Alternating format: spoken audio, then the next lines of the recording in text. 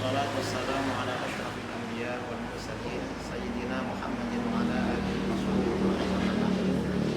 Saya Al-Faqir Muhammad bin Rafi, pemerhati Ahlus Sunnah wal Jamaah di Indonesia dan sekitarnya, mengucapkan selamat dan sukses kepada kawan-kawan yang telah mendirikan Partai PAS, Partai Politik Islam khusus di Provinsi Aceh. Saya ucapkan selamat karena telah mendapat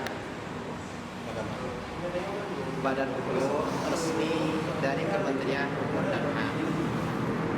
Mudah-mudahan Partai PAS ini sukses menjalankan visi dan misinya yang memang di belakangnya banyak para ulama, para tokoh dan sukses dalam mengemban amanat rakyat dalam visi misi memperjuangkan Islam Ahlus Sunnah wal Jamaah, Islam yang rahmatan lil alamin, dan Islam yang sesuai dengan masyarakat Aceh pada umumnya.